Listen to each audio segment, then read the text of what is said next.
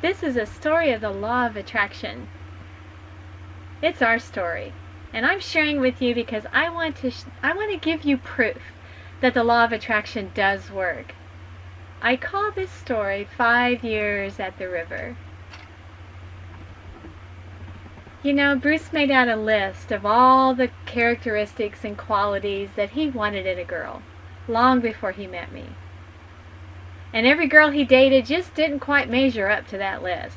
There was always several things that she didn't enjoy doing, that she didn't want to participate in, whatever. He just couldn't find the perfect girl. And he had almost given up, and we met.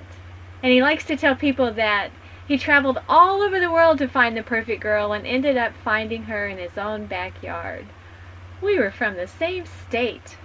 And so we were married on September 21st, 2007, and we began our life, a normal life. We lived in a 3-bedroom house, filled with furniture, filled with junk, every room, every closet, every drawer filled. And we would escape on the weekends, escape from the rat race. We would pack up the convertible and head to the woods to camp. By a creek, under the stars, deep in the woods, and time would stand still on those weekends, and nature's lovely melody drifted in our ears and into our hearts. And the more time we spent escaping on weekend road trips to the campground, the more the open road called to us to come, to travel, explore, discover. And we began to dream and speak and plan to make this our life, to live on a never-ending road trip.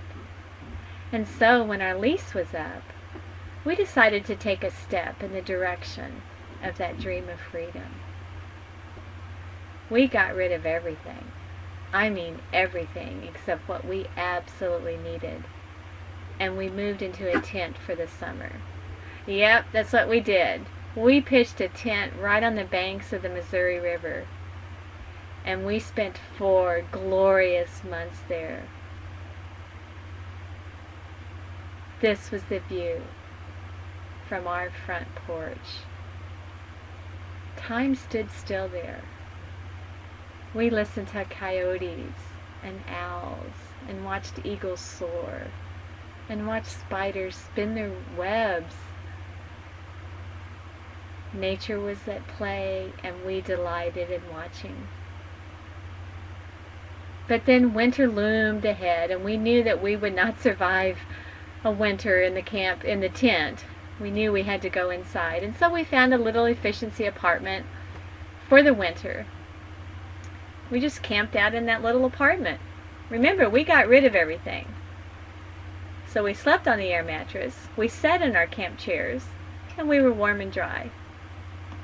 And then the next spring, the campground owners, where we had lived the previous year, the campground owners called us and said, "Hey, we need camp hosts. Would you and Bruce want to do that?" Well, of course we wanted to do that. We could get back to the river. But there was one glitch. You had to have a camper in order to be a camp host, and all we had was a tent. And so we put it out there. How can we get a camper? And I kid you not, the very next day, a friend of ours said, "Hey, I've got a camper you might be interested in." And I said, "Oh man, I wish we could because we really need it, but we don't have any money saved up. We can't do it." And he said, "We need to talk." And he ended up financing it personally.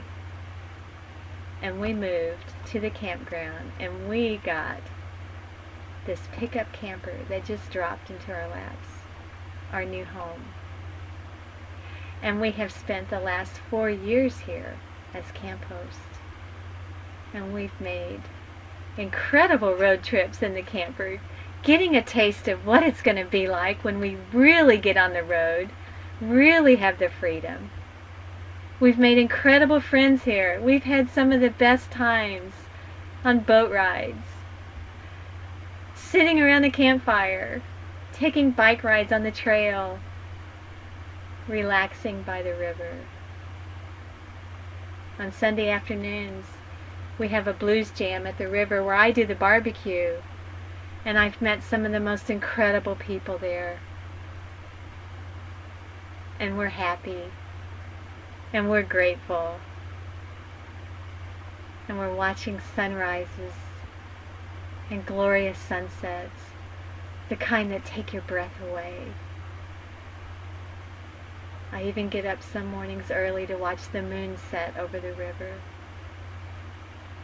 I've seen rainbows. I've even seen a cloud bow. We've been through floods. We've been through blizzards.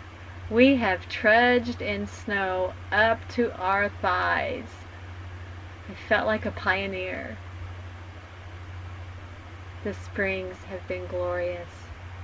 The summers magnificent. The falls spectacular. And the winters a magical fairyland. And we're good. We're happy. We're grateful. And yet, something still calls.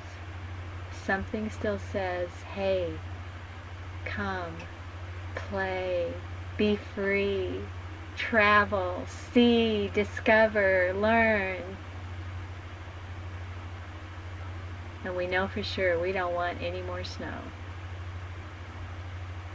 And so we plan, we dream, we imagine, we visualize, and we keep going towards that dream of living on the road full time, a never-ending road trip.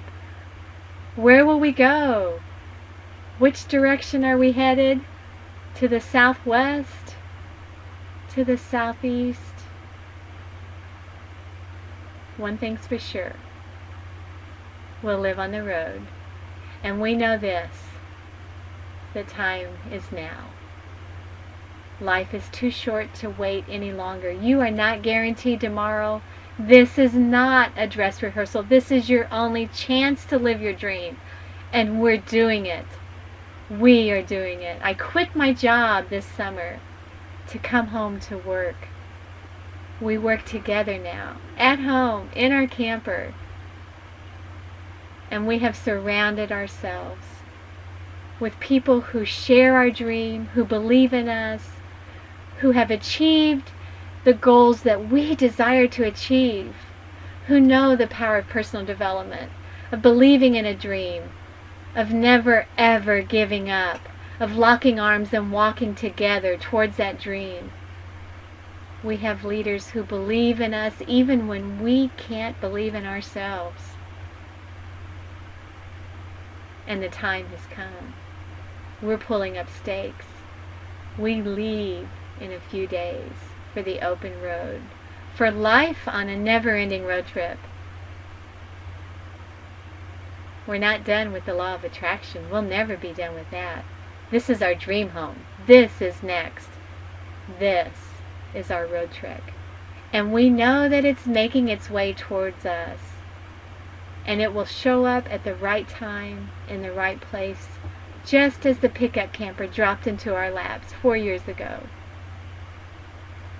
And I know this for sure, that wherever we go, we'll walk hand in hand, eyes wide open, enjoying the wonders of the world, exploring, discovering, meeting new people, full of love, full of excited anticipation of more to come. There are far better things ahead than any we leave behind.